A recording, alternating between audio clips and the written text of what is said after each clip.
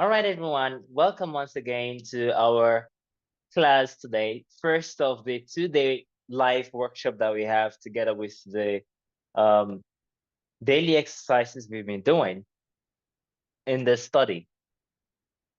And of course, you know the title of our lesson today is Making the World Buy. It's as simple as that.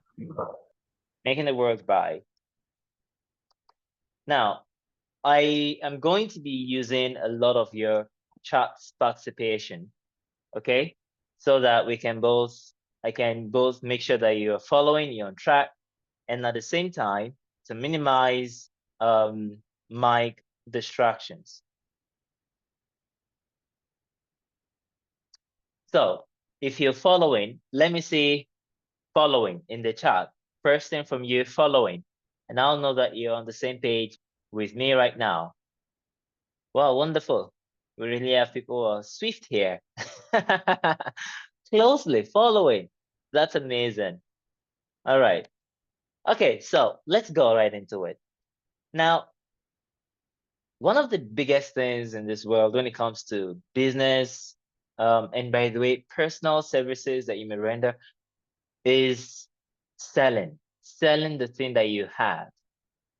It is one of the most important aspects of any business operation or even your personal life for that matter. You gotta sell the ideas of things you would like people to join you on. If you have a community thing you're doing, if you have a family thing you want to do, if you have a project for yourself, for your friends, for your community, and all of that, you want to sell them on the idea, right? So you want them to be a part of it. You want them to be persuaded that that's something to pursue. That's something that's worth their time, their resources, their money, their efforts, and so on and so forth. So selling is like a very big deal, or at least that's what the world makes it look like. Okay, is it really? Well, today I want to introduce you to something that is bigger than selling, and that is buying. And I'll show you in a simple idea. Today's title is The World Buys. And this is my first question to you. I want you to ask yourself if you've bought anything in the last 24 hours. Okay, you've bought something in the last 24 hours. Please put bought in the chat. All right, you've bought something in the last 24 hours. Let me see bought in the chat from you, and I'll know that you've actually purchased something in this world in the last 24 hours. All right, we have only about 3, 4 people who have done that. The rest of you didn't buy anything in the last 24 hours. If you bought something in the last 24 hours, even if it was your ticket to a train station or something, let me see bought. All right, great. All right, seems like um the most of us did. Well, so did I, yes, in the last 24 hours. In fact, in the last hour. All right. Okay. Now, here's the question I have follow-up to that question. All the things that you bought in the last 24 hours, how many of them were you sold on? Like you were sold. Your objections to them were answered. Many of you might have been into sales trainings before, so you probably know what is called um, answering objections, handling objections, and all of those kinds of things. So objections to them were answered. They turned your no into a yes, and they just went out of their way to prove to you through so many scientific details that it is absolutely important and necessary for your life for you to buy the thing or the things that you bought in the last 24 hours. Okay, if it's a yes, let me see yes. If it's a no, let me see no. All right, in the chat. Okay, I have seen some responses and they're saying something like none at all, not really, already knew what to buy. No, not I knew what groceries I wanted. Okay, let me use groceries again. Okay, the question is this.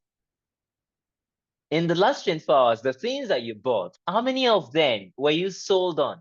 They were sold to you, like they promised you, committed to you, answered your objections, and tried to really get you persuaded to the importance of buying those things. And from the answers that I'm seeing here, it's good. All right, wonderful. Wait, are you a part of the world that buys every day? A part of the world that bought in the last 24 hours or not? I mean, you are, right? You're part of the people who moved money. And daily we have trillions of transactions going on in the world. You're part of the folks in the world who actually moved their money from your account into somebody else's account, and they didn't even have to convince you that that was the right thing to do. That was the necessary thing to do, or that was the most important thing for you to do in that moment. I said I was going to use grocery shopping. You know, in my country here, for example, salt is a very important thing. But I think there are some countries that salt is not really recommended. But here, in fact, we have a culture of using salt in about any food that we want to eat. Okay, but let us look for something commuting, for example. I want to use something grocery, really. Well, you know what your essential grocery shopping would be from your end. We have different ones across the world. Some it's sugar, some it's salt, like I've just mentioned there, and some it's coffee. And I have friends there that it is coffee, milk. You see,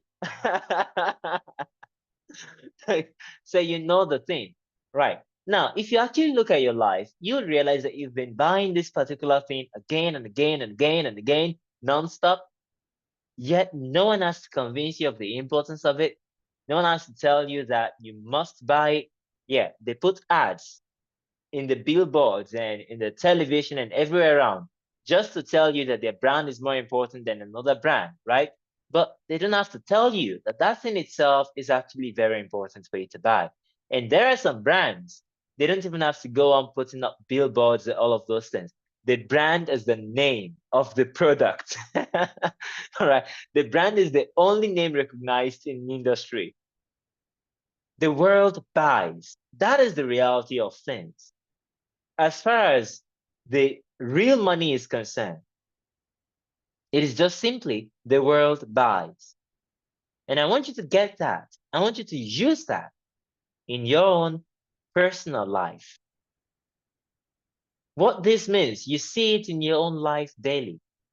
You buy things, you spend, and you do your best to make sure you have the money to spend, for goodness sake, on things that no one even took the time to try to convince you that it is important to buy it, it is important to renew it, it is important for you to use it every day.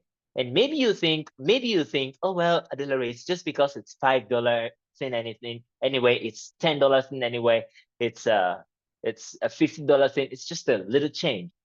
I'm gonna remind you that you pay your rent. And I don't think anyone here, if your landlord does it, let me know.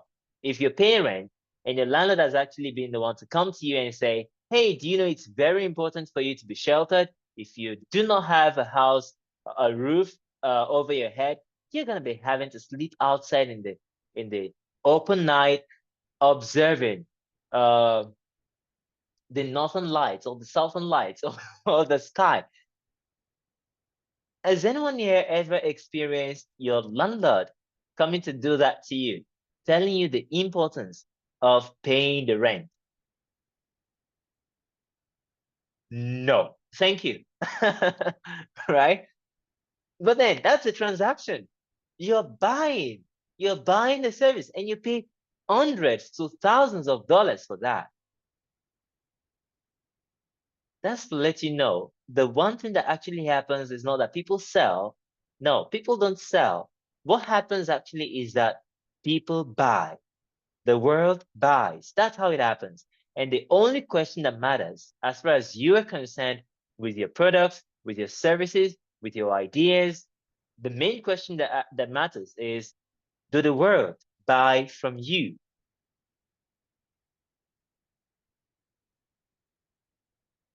All right, what we're going to be looking at, number one, going to the end of business. What's the most important detail in business? Number two, How do you know that you've sold?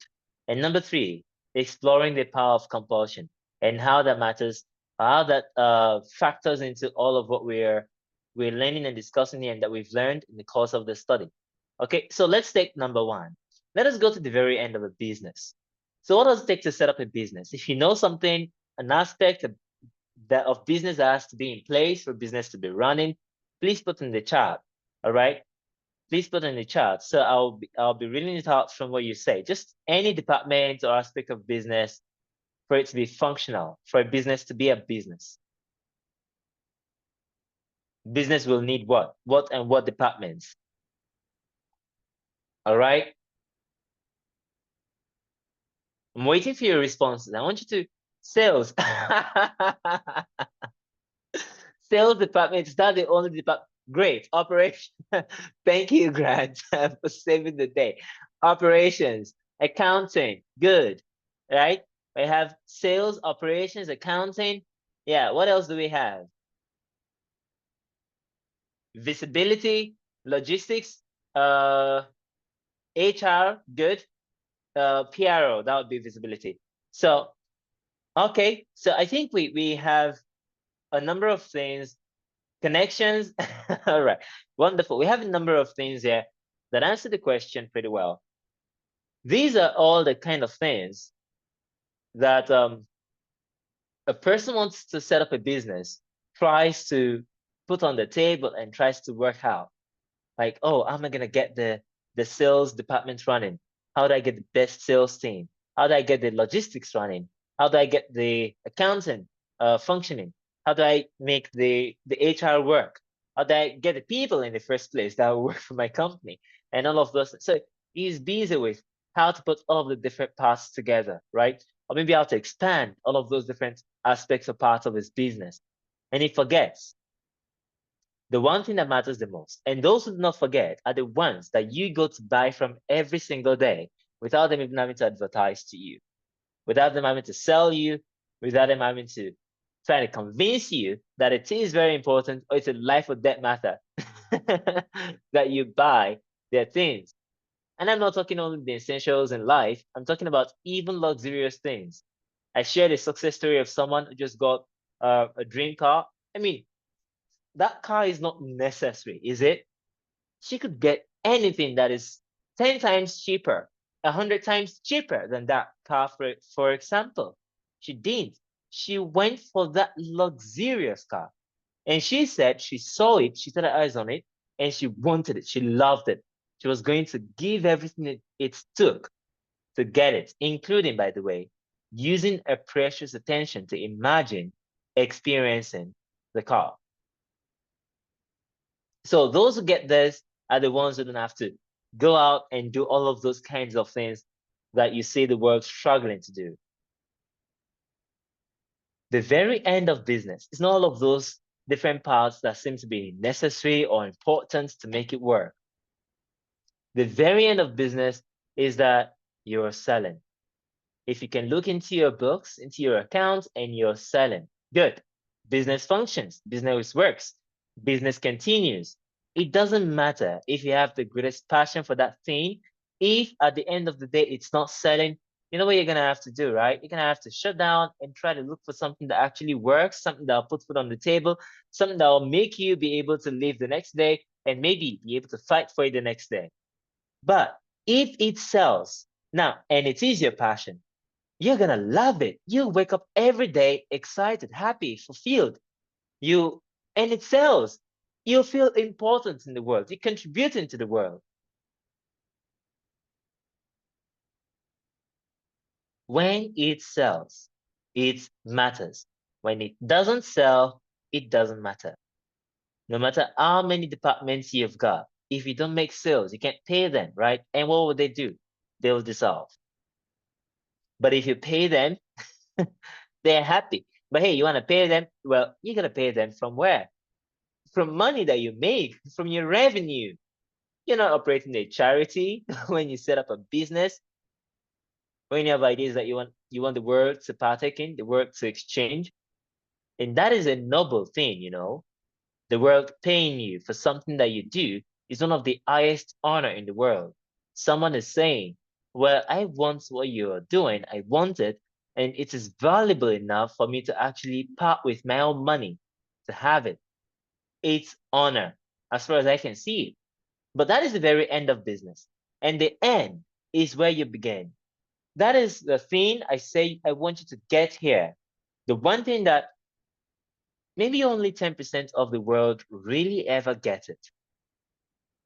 And we're talking about maybe like, no, not 10% of the world, 10% of business owners, entrepreneurs, and thinkers in the world, of people, of thinkers, business owners, entrepreneurs. I think when you look at that list, you probably come into about 50 million to 100 million people. So not even up to 800 million people. So it's not 10% of the world that gets it. That if you want to be successful in business, you must start with the vision in mind. The vision that matches the thing you would really love, the one outcome of business that matters to every business owner in this world is, it's not sales. Okay? For one thing, it is not sales. For every business owner in this world, the most important thing that matters in business is profits.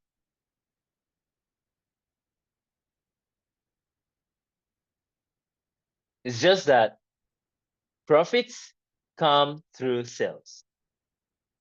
So until it sells, it doesn't matter. But more importantly, you must make profits.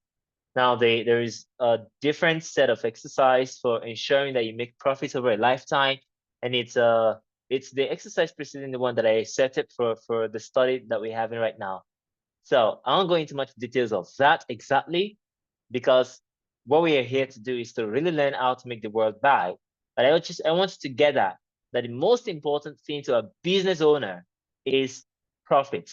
And even if you work a salary job, yeah, the most important thing for you, what will make you happy with the money that you receive as a compensation at the end of the month, is for you to feel that your compensation is worth the effort, maybe even way more than the effort you put in. That it matches the contributions, the performances that you're making in your at your place of work, in your profession, in your field, in your industry. That's how you want to feel. All right. But most importantly, at this point, is that until it sells, it doesn't matter. So, how do you know that a thing has sold? This is the necessary condition for making profits, for things to sell. Sales, then profits. So, how do you know that a thing has sold? Well, you know a thing sells when you see people buying. That's how you know. It's that simple. That is the shortest, quickest, most immediate way of knowing that a thing has sold. Do you understand this point? Let me see, got it in the chat if you understood this point up to this moment. You know that a thing has sold by looking, and you can see in your world that people are buying. I mean, if people are buying, that means they paid, that means you made sales. That implies you made the sales already. That's the point. I want you to get this. Somebody saying, hey, I will buy that thing, doesn't imply they bought it, does it? No, it doesn't. So that's not a way of knowing that you're selling or that the thing sells. All right. Someone saying, wow, that's a brilliant idea. I have never come across such a bright, brilliant business idea in the whole world. This must be the next gold mine for the next 1,000 years. Doesn't imply that the world or that they themselves, in fact, actually buy it. And that's the thing. You can be sold on a thing. It doesn't mean that you buy it. Someone can sell you something so much so you want it, but it doesn't mean that you buy it. But buying is the way they will know that it's sold. Buying is the way you will know that it's sold. When you buy, when someone else buys from you, you know that it's sold. When you buy from other people, they know that it's sold. But hey, when you have the best intention to buy, but you didn't buy, well, it didn't sell. What does it matter? I almost got it. We almost made the sales. They almost bought it. It's not the same thing as, oh, we got it. Oh, we made the sales. Oh, they bought it.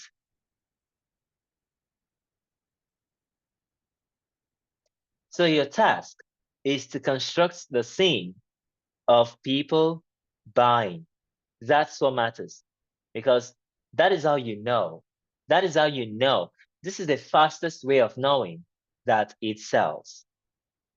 People buying. And I'll give you one other very important aspect of this whole thing. And it also answers a question that was asked just before we started this lesson. And it is, what if I am a salary earner? What if I don't have a business? I don't even have a business idea. What is all that? And I'm just doing the exercise anyway. What will happen? My answer to you is this. Whether you like it or not, you'll find yourself encountering people who say, I have just paid, because they're buying. And you can quote me on the very phrase I started with, whether you like it or not. That's the power of compulsion. But it's even bigger than that. Okay, it's bigger than just what I've just told you right now. And this is it. Do you remember all of those departments that we mentioned are very important or necessary for business to function? Like logistics, accounting, sales, marketing, HR, operations, and warehousing, for example. This is some of the other ones, legal, all of those kinds of things. You see, if you put all of them together, okay, they cannot be absent. They cannot be absent in a world where people are buying successfully. Can they?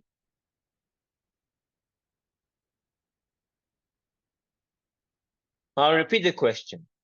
If you put all of these things together, all of these departments, they may be highly developed, for example, or they may just be functioning on a low scale, but they cannot be absent in a world where people are buying. Can they? They cannot be absent. Excellent. Good. Now, what that tells you is this. When you imagine people paying you and saying, I have just paid, I have just bought it, payment made with thanks, you are, whether knowingly or unknowingly, you are causing the world to bring all of those other departments alive. That's what you're doing. You're compelling them to happen because they must be in place for the thing you're imagining to happen. Look at it. The world must be in place for the thing you're imagining to happen. The hundreds or thousands of people that will buy from you must be in place for the I have just bought, I have just made payment, or your payment provider telling you you've received the payment. For that to happen, they all must be in place. And you wouldn't have to try to make them be in place. They will come in place themselves. You know, I'm not just telling you theory here. I'm talking from experience. One of my initial experiences with this was imagining a person I just heard a name. I figured if I was having a kind of business transaction, she would be the natural person to say to me that she has sent the payment for that particular business transaction being successful every time. Now, she really is the natural person to say it. She's not the one to make the payment, mind you. So she isn't the one that will be paying to me, but she'll be the one to send the payment to me. She's an associate of mine, but I hadn't even met her. I want you to get this. I hadn't met her. We don't have a business transaction already. We don't have a deal yet. I just heard her name and I just heard she's the one that's in charge of that particular aspect of the business. So I began to imagine she telling me that she has sent payment, just as I'm asking you to imagine right now. And what happened was within a month or two of it, they were compelled to set up a business arrangement with me. And ever since, and that's over 2 years now, she has been saying payment made. Okay, that's the power of compulsion. All I did was to hear this person telling me payments made, which would imply that I have got a successful business transaction and that she has delivered the payment successfully, being the middleman between the people who are making the payments and I who's receiving the payment. That's the power of compulsion. I wasn't influencing her. I wasn't trying to get her to pay me. She never paid me. She never paid for a single service of mine until today. She never did. And I didn't imagine that she did. I don't care about it. But that if I was having a successful business transaction, she would be that payment solution or payment provider, all right? She'd be the kind of payment provider telling me you've received the payment in your account. She'd be the one. So I imagine she was long before I even ever had a chat, a message with her, a conversation with her. And it happened accordingly. So you don't try to influence the minds of other people. You persuade your mind only. That's all you need. All you need to do is to make sure that you are personally convinced that you made the sales, not by trying to sell people, but that in fact they bought. Now, tell me which one is more powerful for you and which one guarantees the actual result of money in your account, smiles on your face, feeling of satisfaction and effortlessness in your life.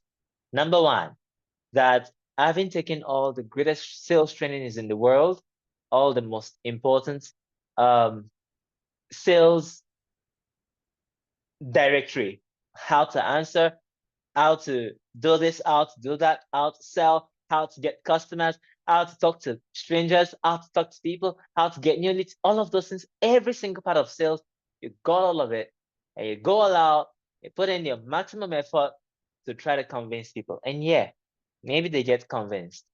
And yeah, maybe they're like, yeah, we'll take a good look at it. And maybe they even go like, yeah, we can buy this, we can buy that, we can start with this. Let's say that versus you imagining that people are paying you. For what reason? If you don't have a business yet, maybe you don't know. But if you have a business yet, you know they're paying you because you're well compensated. The second exercise that you have, right? You're well compensated for your contributions in the world.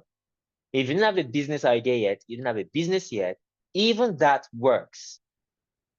Believing in yourself that you are well compensated, well highly paid for your wonderful contributions in the world will compel people to find anything and everything that you can do naturally as a contribution in their lives.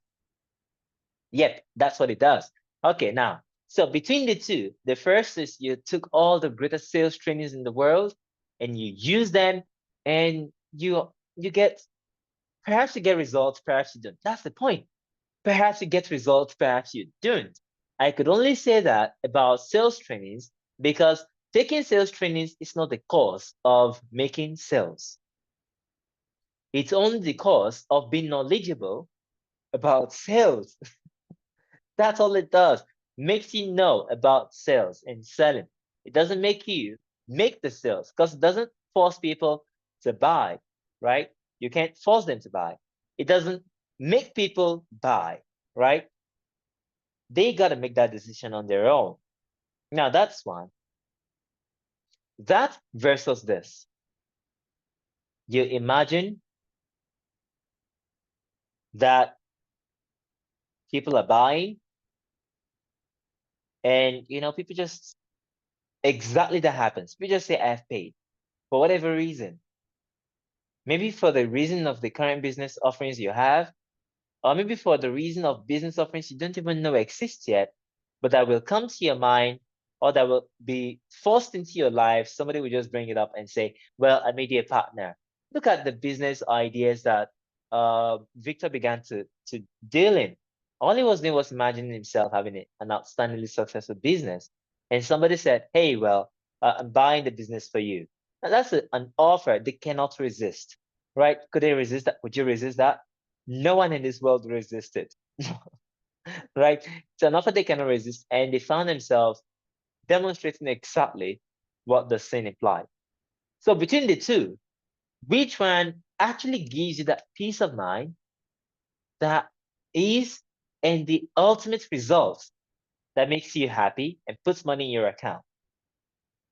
Going through all of the sales things you can do, all of the ways you can manipulate people, convince them, persuade them, and all of those things, versus people willingly, readily saying, I am buying, and saying, I have bought. Two, people willingly, readily coming to buy. That's the one. That's the one that the saying you've been imagining is actually asking you to concentrate on. And by the way, if you see it, you will observe that this principle not only applies to sales and business, it applies to your life. You want something done. Which one matters? Trying to convince people that it is important to do it. It is the next best thing to do. It is so great. Oh, they should be a part of it because it's a great, glamorous, glorious vision of life. Or having people say, count me in as a part of that. I want to be a part of that. And putting in this. This is what I've brought to the table for that. Oh, there's no way I'd let you do it without me being there. Which one is more important? Which one is more effortless? Which one is actually the one that brings the ultimate result you want to you? Clearly, the second. Now, I'll tell you one thing about the power of compulsion. I have seen different people using this exercise. Different people have bought from me over the years for different reasons. For some, oh, I just want to experience you, Adela. I just want to fulfill that, seeing you, having a chat with you, hearing your voice, talk to me one-on-one. That's what some people bought for. If you ask me, what would be one of the top reasons why people would buy from me? That used not to be a reason for it. Really, it used not to be a reason. I wouldn't think. I wouldn't think someone would buy just to hear my voice, just to say, yeah, I fulfilled that dream of having a class or a session with you, Adelore. I wouldn't think that. But yeah, people have bought and told me particularly that was why they spent their own money on a course and a program with me. And if you ask me, now I know that I am such a person people want to meet, but I wouldn't think that that would be the reason. I would think that, yeah, they want to do it because they want to change their lives, because they want to learn something important, because they want to have some clarity. That's what I would think. But sometimes I've heard such kind of reasons as reasons for which people actually buy from me. And that is true for you in your daily life with respect to so many things that you spend on. Your favorite coffee, you buy it because that's what you want to buy. You just want to experience it. The vacation that you went on, you went there because you just wanted to experience it. It's just you. You have your reasons for doing those things. And sometimes go on to the mission statement, for example. Oh, yeah, maybe I should actually ask that. How many of you here know the mission statement, the vision statement, the objectives, the uh, customer satisfaction level of the things you bought from in the last 24 hours? Those things you said you spent money on, how many of you actually know, especially the ones that you like amongst them? How many of you have followed and heard, oh, this is the catchy phrase they used, they said that caught my attention. This is the mission statement, and I resonated with it. This is their vision statement, and it's like it's the vision I have for my life also. Was that true for you? Let me see yes in the chat. If that was true for you. No, no, and no. All right, wonderful.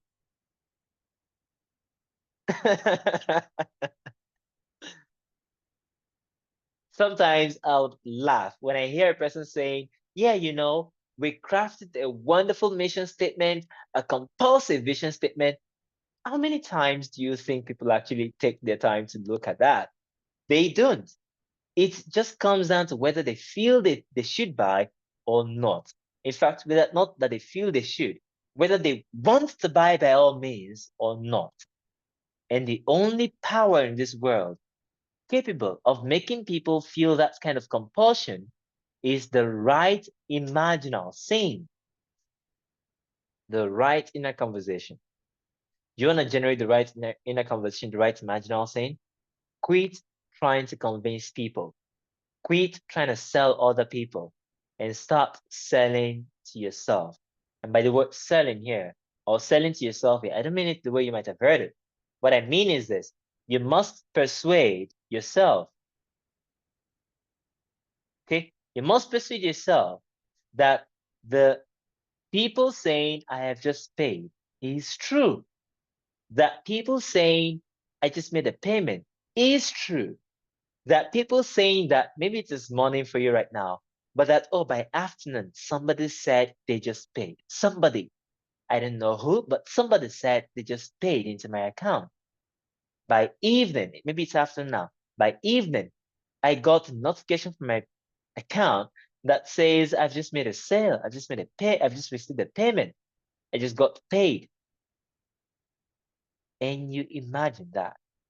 Now, if you can sell that to yourself, in other words, if you can persuade yourself that it's true, people buy from you every time, well, that's what will happen. Now, I'll tell you one better. The reason why you see the world lost in trying to sell one another is because that's exactly what they're imagining. They're imagining trying to sell to one another. And that's exactly what's happening. Right? If you imagine taking massive actions, do you know what you'll do all your whole day? You'll take massive actions. If you imagine answering objections rather, do you know what you'll do the whole day? You'll be answering objections. If you imagine crafting the right kind of mission statement, the right kind of vision statement, do you know what you actually get busy doing? You'll be busy doing all of those things because that's what you're busy imagining. Now you might be thinking, but well, I'm thinking I'm thinking that if I have the right kind of words to say, if I have the right kind of statement, if I have the right kind of pitch, they will make up their mind and do it and do the thing that I want them to do. You will think that, but that's exactly what will keep happening. You'll keep having the right kind of pitch, the right kind of statement, the right kind of sayings, the right kind of this, the right kind of strategy, and all of that. But you're not imagining the one thing that actually matters, that they bought.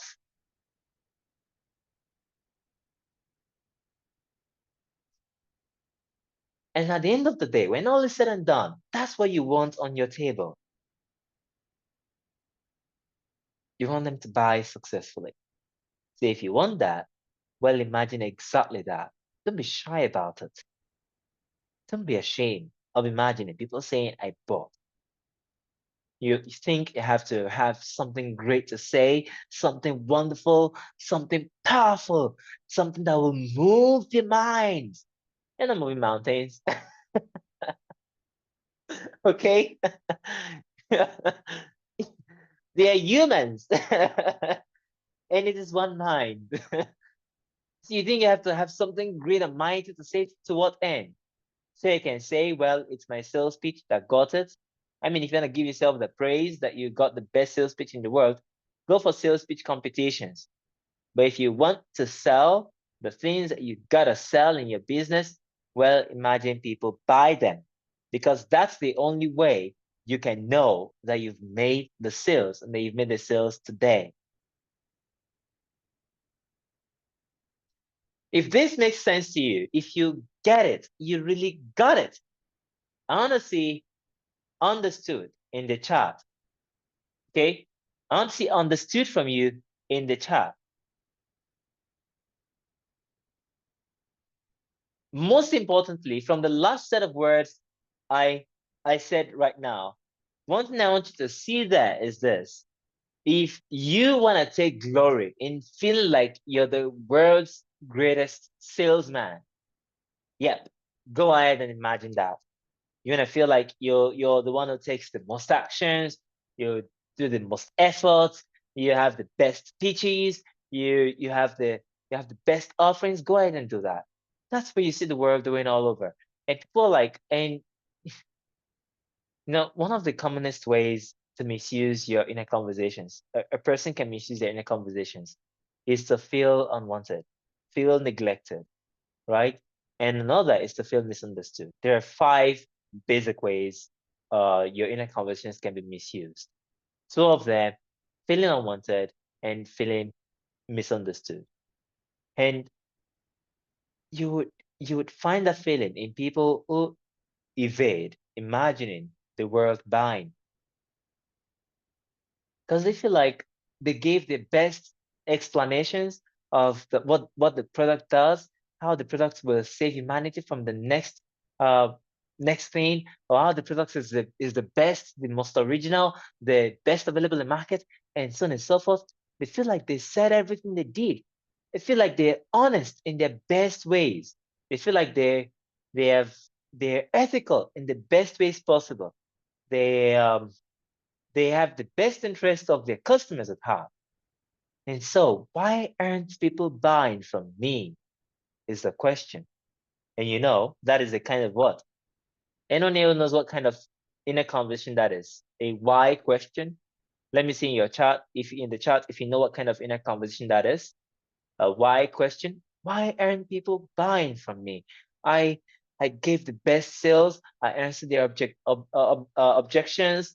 I have the best products in the market. I have the best research team. I have the best. No, it's not sympathy, but yeah, sympathy is a good. I mean, as a technique, yeah, as a technique, but it's not sympathy. Of course, the feeling that comes in it is sympathy. But like, I have the best team, I have the best this, I have the best that. I put in the best hours. I put in 80 hours per day for these people. Why aren't they buying? All right, what's that kind of inner conversation? Why aren't they buying? I think someone answered it. Someone answered it correctly there. That's Tariq. Wonderful, Tariq. Thank you. It's a suspicion. It's in my book, if you've studied the book, or in my classes, if you've been in any of them, on inner conversations. It's a suspicion. Okay? Why aren't they buying from me? Will be you suspecting the world dislikes, hates, doesn't want to have anything to do with, is unfair towards, and X, Y, and Z towards this person. Whereas there is just one thing they've got to do in the world, just one task that they have as a business owner or as a person who wants to contribute to the world. One task they haven't done. Imagine people saying, I have made payments. Let people find their own reasons. Let people find their own ratings of your of your um of your products, and they will. The more you allow yourself to keep it that simple, the more amazing, the more broad the basket of reasons people will find to buy from you. You'll put 5 people in the room who buy from you, raving fans, and they will have different reasons. For some, they will say, oh, it's because you gave the best product. Now, the funniest thing is that you may not even feel like it. You may not even feel like you have the best product. You might feel like you should still up your product to be better than the best you currently have. But they'll still go, oh, it's because you offer the best product. and, and that's the reason. Kids contenders. Will you tell them, oh, well, that's wrong? You can. Okay. And some others would say, well, it's because of the way your customer there is something that is called really now. Your customer service. It's because of your customer service, the way you handle customers. That's what I love about it. That's why I patronize you every time. But you still feel like you should up your customer service department. Maybe. But they also, that's the reason why they bought. And some other person will say, oh, my friend used it And I feel like it can be left out. I mean,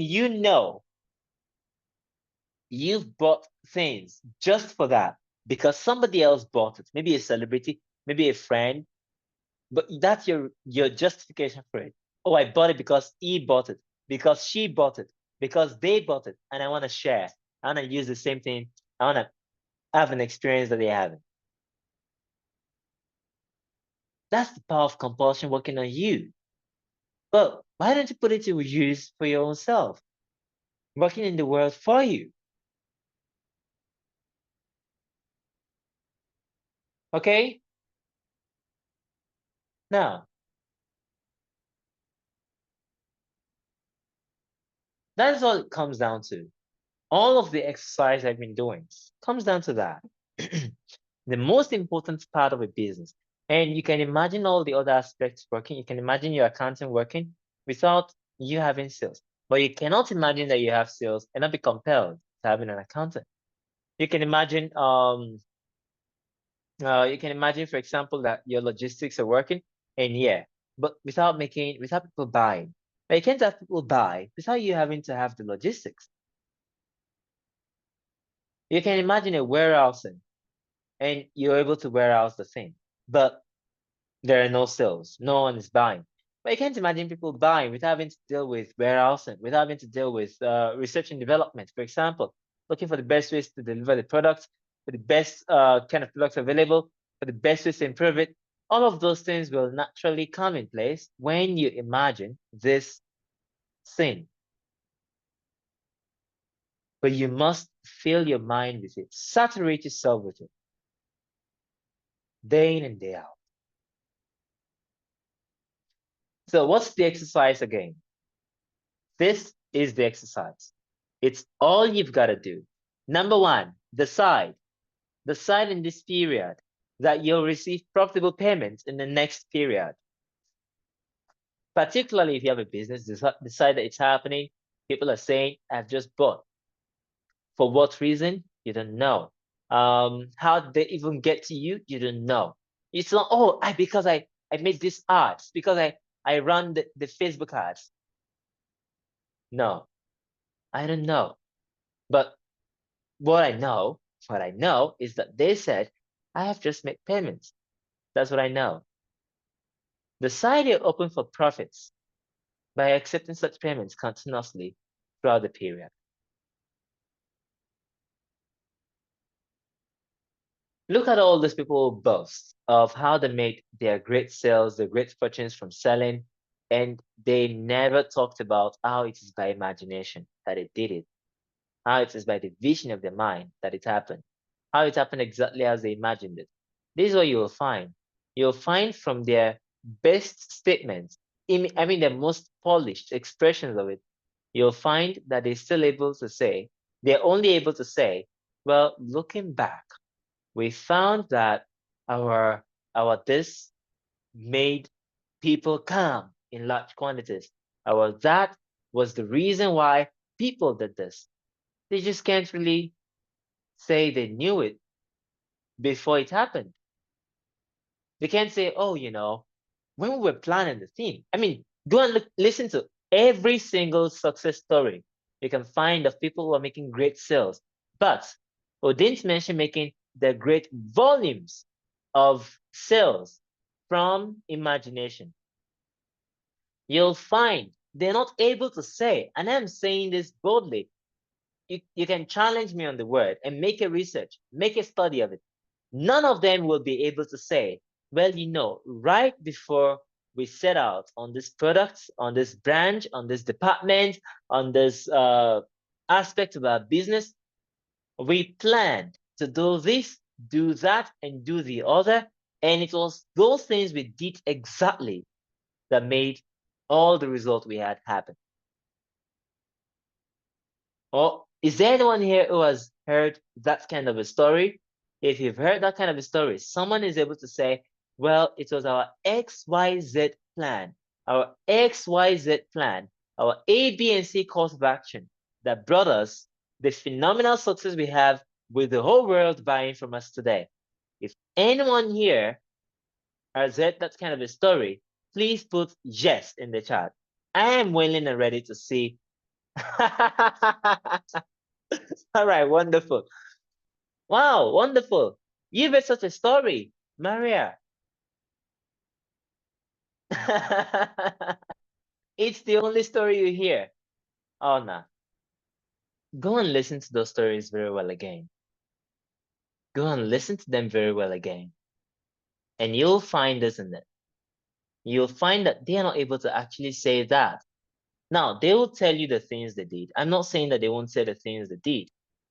I will tell you the things I do in my business, but they're not able to say those things they did. They started out from the beginning, planning. This was exactly what they were going to do, and that's exactly how it was going to work out. And then they will say, oh, well, that's exactly how it's worked out. Every single one of them have a story of an unexpected turn, an unexpected twist, a sudden out of nowhere something that happened that brought the whole thing up. You want to know that what I'm saying here is correct? You can find one remarkable book that actually detailed such kind of stories. And funny enough, I haven't even read that book, and I'll still recommend it here. Malcolm Gladwell, Outliers.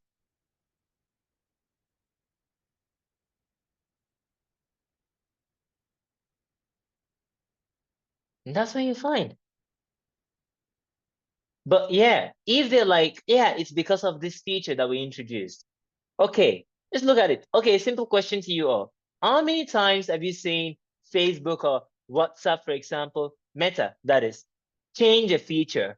They're like, okay, let's put this feature in the market, and they put it, and then maybe a few months or a few years later, they're like, oh, let's take it away from the market. Didn't they have plans, things they thought were going to work with that feature? But the success that they have, if you go to look at it, they might say, yeah, we thought we were going to do this, we thought it was going to be this, but you'll find that their stories cannot promise that it was the right course of action they took that brought the kind of results they had. It's either be, well, at a point in time, they had to change their actions, or it could be, well, as they were proceeding, they found the results to be out of proportions to what they were anticipating. You would find in it, this is what I'm saying, bottom line, you'll find in it the working of imagination. There is another phenomenal experience I can also recommend here for you to look at. It was what happened with 90 days to $1 million business that some billionaires took as a challenge. I think Grant Cardone did it, and I think there is maybe Stearns did it. All right. I don't know if any of you here knows about it, but I have seen the one that Stearns did fully. I didn't watch Grant Cardone's own completely, but here's something that happened in it. You'll find again, this is what I'm saying right here. You'll find it exactly in there. They had plans from day one, plans of how they were going to do it. I think Stearns one is the most interesting part of it because Stearns had plans, how he was going to do it, what he was going to do, day one, day two, day five, day 10, day 20, and it wasn't matching up. There were many, many setbacks, unexpected, not anticipated, but he maintained the vision in his mind. You'll see that in the way he talked. He maintained the vision just to get them 1 million at just 1 million in 90 days. And it happened. Different kinds of things played out. Why was it that it was in the period when he was doing it that there was a festival coming up in the community he was in? A festival he could leverage and use to make some kind of sales, to introduce and open the business. Why was that the case? That wasn't a part of his initial plan, but it came in somewhere along the way and it worked. And that's what I'm telling you. See, if you heard such kind of stories, no, they're telling you the brushed up kind of thing. It's not the way it really works. The way it really works is that they just don't know from the beginning. And the one person I think has been honest with that for real is Steve Jobs, that has been quoted to say, you can never know the steps looking forward. You can only connect the dots looking backwards. Anyways, the exercise, number one, decide to receive the payment. Number two, create a picture and then begin to practice making this picture a permanent experience in your mind. Clients telling you, I've just paid, I've made payments with thanks. Your payment solution provider is telling you, you've received the payment, you just got paid, and things like that. Things that imply the money is now right in your account, the transaction is successfully conducted. And then you imagine that. The rest of the exercise tells you to imagine it. Now, I want you to do it right now on this call, okay, before we go into our questions and answers. Sit in your chair, relax, mentally feel that you are in the next period. So if you're in the morning right now, mentally feel that it's afternoon. If you're in the afternoon, feel that it's evening. If in the evening, feel that it is just morning. You're just waking up to a fresh new day. Okay? And while you're observing that, oh, it's afternoon, and then you realize that you've received payment. You've received payment between morning and noon, or I've received payment just now. You observe it by seeing the picture. You observe it by seeing the notification, or by seeing the chat, or by receiving the phone call for that matter. Are you ready to practice it? If you're ready to practice it, let me see ready in the chat.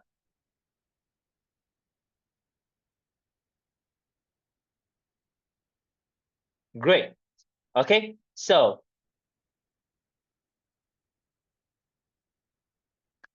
take the scene, explore it in your imagination calmly, repeat it over and over. When you do it, you feel you read that you're paid, or you heard that you're paid.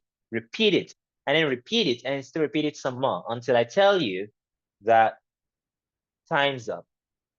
Okay? So the time starts now.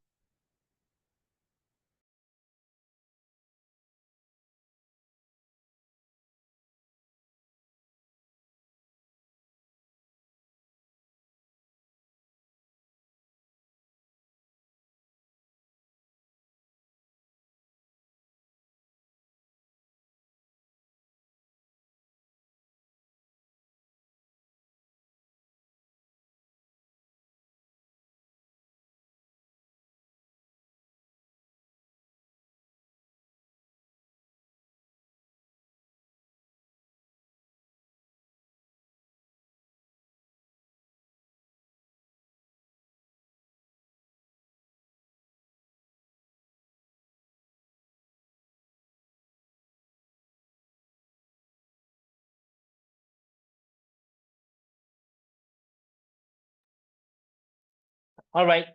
If you did it, let me see done in the chat. You did it in the period we used just now. Let me see done in the chat. Superb. Great. Wonderful. See how effortless that is. And that's what you've got to do.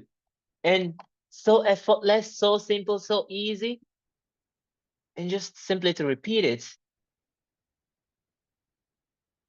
consistently. That's all. Persist in the idea. You don't see how it's going to happen, but still persist in it. Okay, we're going to do it one more time. Okay, we're going to do it one more time. And the time starts now.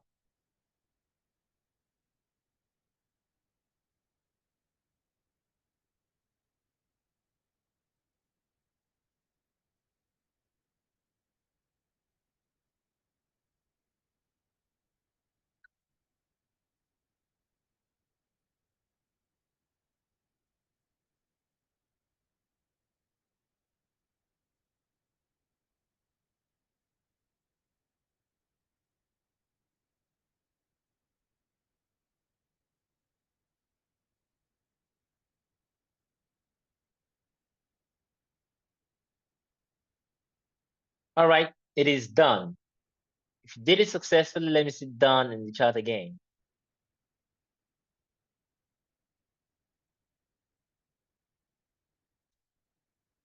Superb. Superb. Excellent. Okay, I have room to take 2 questions if you have any, and I haven't answered it in the course of the discussion. Please ask them. Just 2 questions, okay?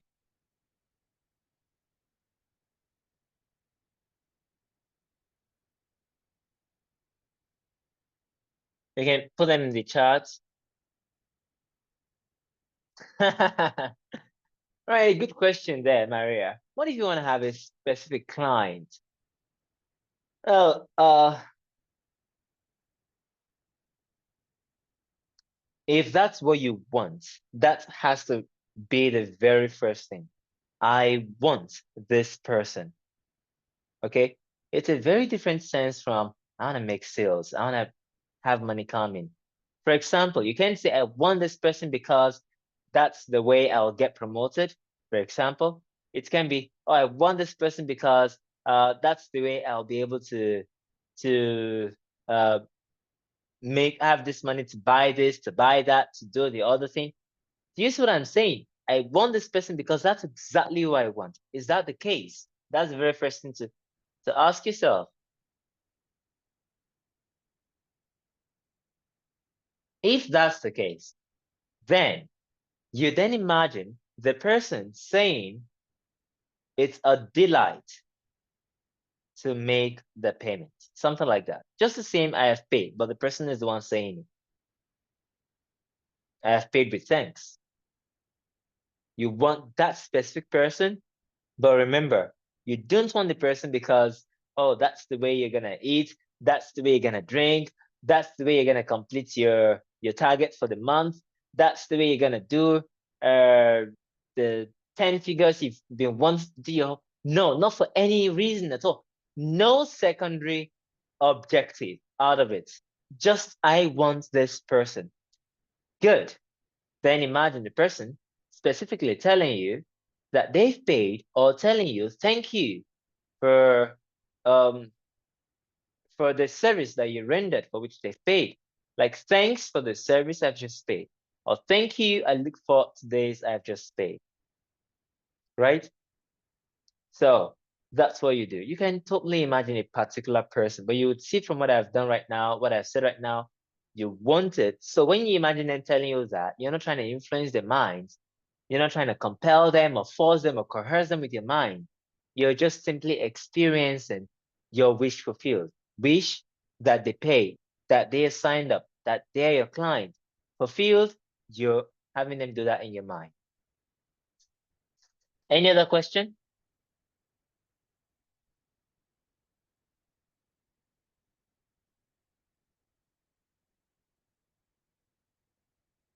Okay, to imply payments received by simply imagining reviewing standard profit and loss statements, so-called with my accountant showing profits, is he okay? It is okay, but it is not the kind of thing I would use, right? And here's the reason why I wouldn't use it. But it works because it does imply that you made, oh yeah, actually, it doesn't imply that you make sales. No, it doesn't.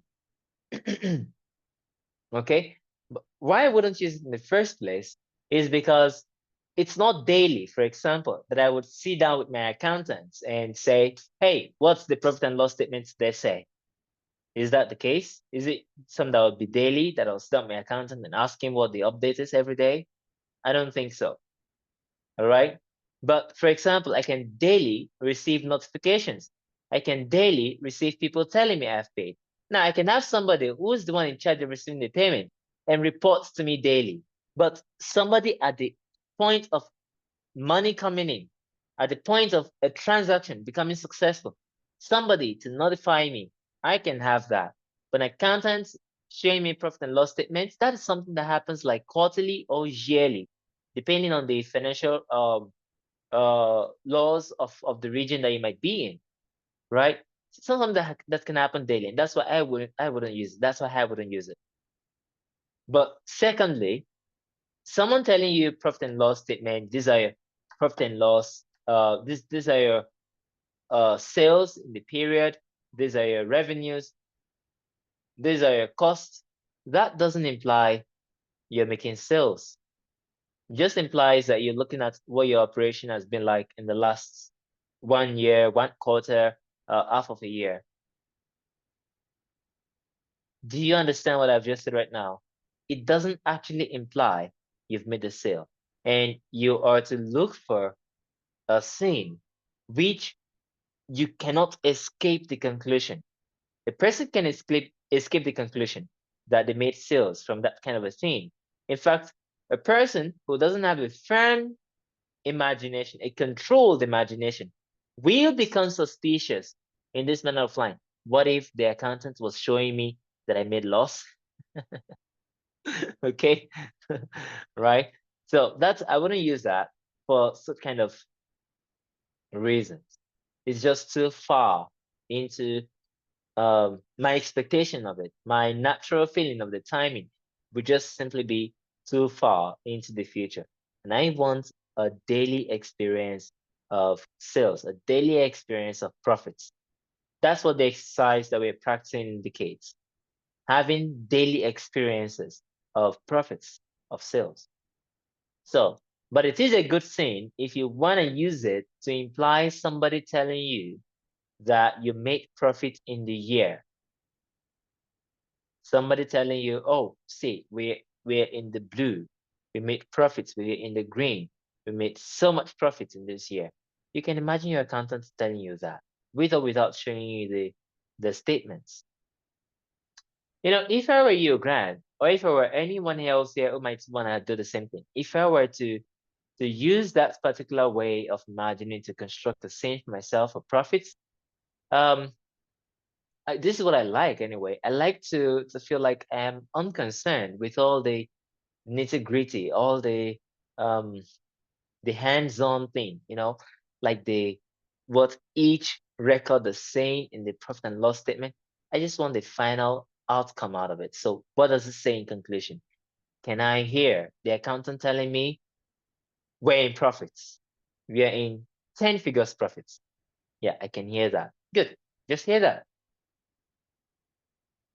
And after having tell me, well, sir, you know, in March we had this, in April we had that, in May we did this. No, I can hear the absolute outcome. Good. Okay, everyone, that makes our lesson today. And tomorrow we're going to continue same place and same time. We're going to continue with our study of making the world buy. Until then, continue, persist in the exercise you're doing currently. And bye-bye. You're very welcome.